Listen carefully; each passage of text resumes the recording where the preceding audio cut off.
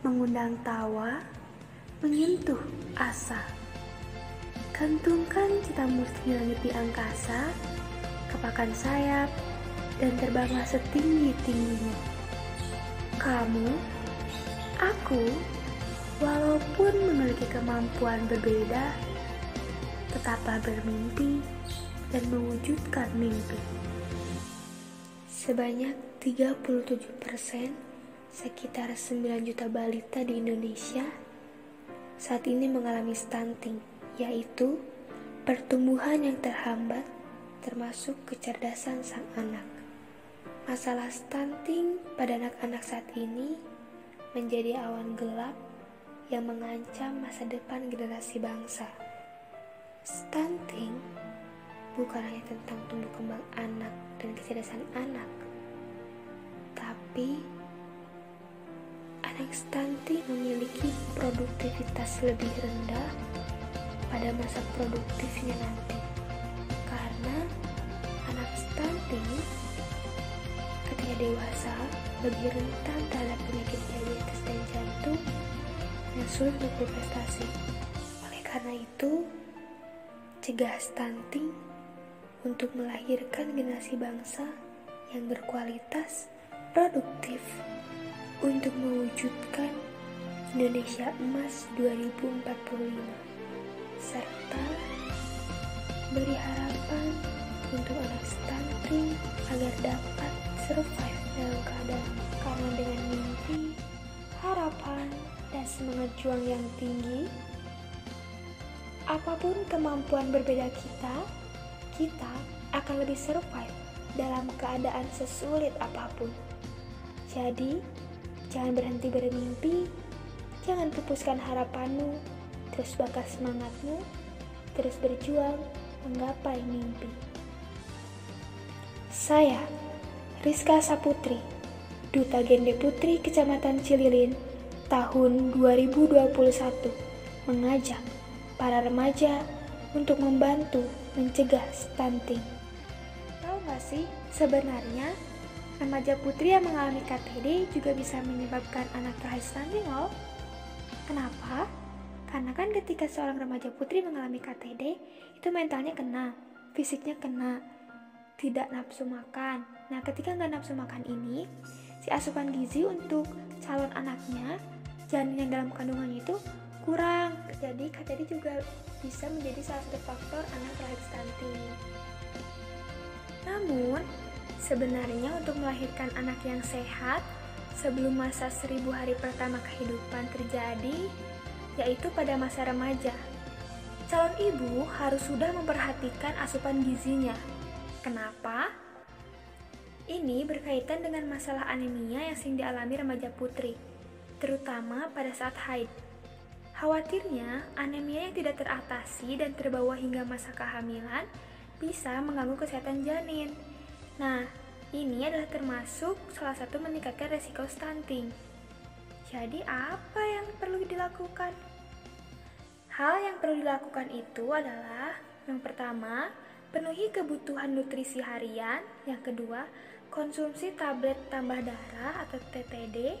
Dan yang paling penting sih, menerapkan 4 prinsip hidup sehat. Apa aja? Nah, itu adalah yang pertama, membiasakan makanan beraneka ragam. Yang kedua, pola hidup bersih dan sehat. Yang ketiga, pola hidup aktif dan olahraga.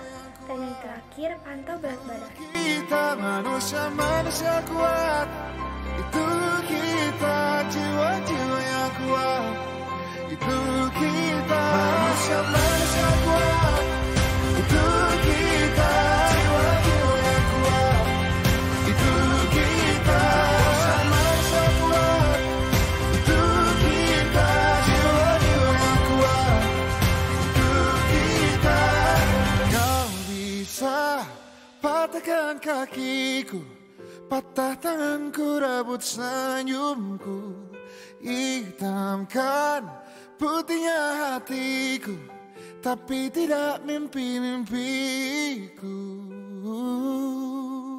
Bisa patahkan kakiku, tapi tidak mimpi-mimpiku. Kau bisa lumpuhkan tanganku, tapi tidak mimpi-mimpiku. Kau bisa, ku tahu obatnya. Manusia-manusia kuat, itu kita. Jiwa-jiwa yang kuat, itu kita. Manusia-manusia kuat, itu kita. Jiwa-jiwa yang kuat, itu kita. Kau bisa hitamkan putihku, kau takkan gelapkan apapun. Kau bisa runtuhkan jalanku, kan ku temukan jalan yang lain. Manusia-manusia kuat, itu kita. Jiwa-jiwa yang kuat, itu kita. Manusia-manusia kuat, itu kita. Jiwa-jiwa yang kuat, itu kita. Bila bukan kehendaknya,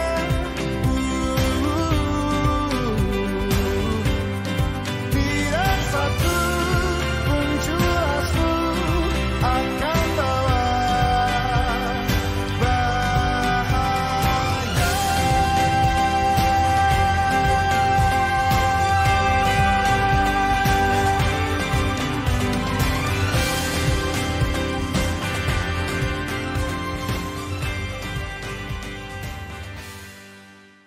Assalamualaikum warahmatullahi wabarakatuh. Salam gender. Halo Genderers, perkenalkan nama saya Rizka Saputri, Duta Gender Putri Kecamatan Ciliwin tahun 2021. Stunting saat ini menjadi awan gelap yang mengancam masa depan generasi bangsa. Stunting, apa itu stunting? Stunting adalah kondisi gagal tumbuh anak pada usia di bawah 2 tahun akibat kekurangan gizi, terutama sejak 1000 hari pertama kehidupan. 1000 hari pertama kehidupan itu dimulai sejak ibu mengandung sampai anak usia 2 tahun. Nah, Stunting itu kan memang baru terlihat setelah anak umur 2 tahun kan ya. Sebelum itu sulit untuk mendeteksi. Dan stunting itu kan akibat kekurangan gizi dengan waktu yang kronis, waktu yang lama. Nah, hal ini juga berhubungan dengan seorang remaja putri. Karena jika gizi seorang ibu pada saat remaja kurang baik, juga bisa mempengaruhi gizi ibu ketika hamil nanti. Jadi, sejak remaja kita juga harus menjaga pola makan kita untuk mencegah stunting. Jadi, mulai saat ini jangan terlalu banyak mengkonsumsi seblak dan makanan cepat saja ya.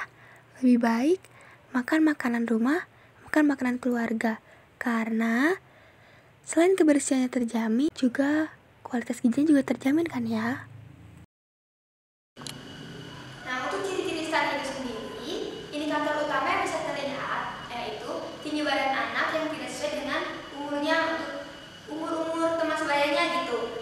Karena kan sebenarnya tumbuh kembang anak itu ada batasan standarnya.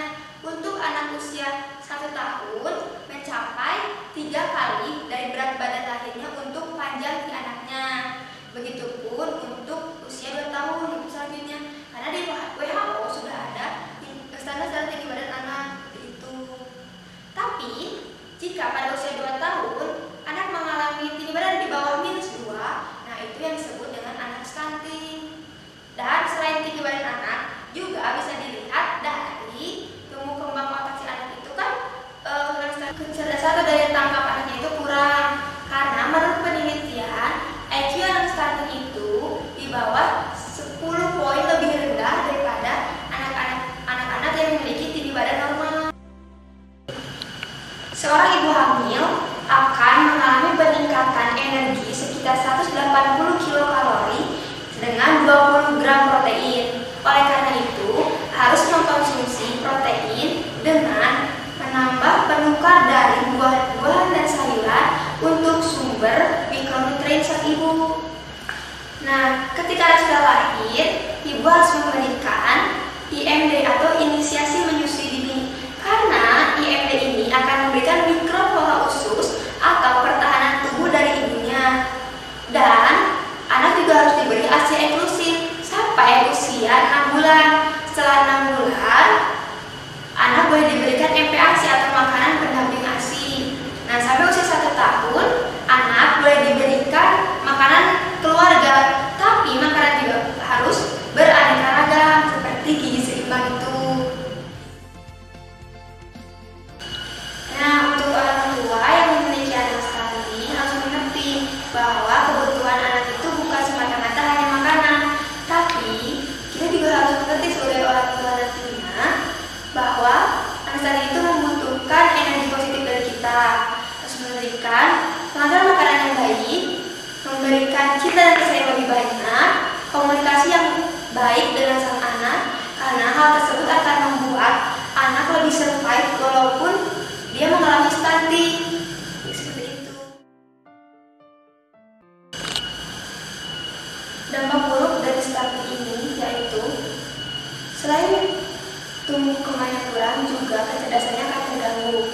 Karena kecerdasan anak stunting di bawah rata-rata, yaitu membuat anak stunting tidak produktif. Karena dalam masa produktifnya nanti anak stunting produktivitasnya akan lebih rendah, dan anak stunting juga akan mudah mengalami penyakit seperti jantung dan diabetes.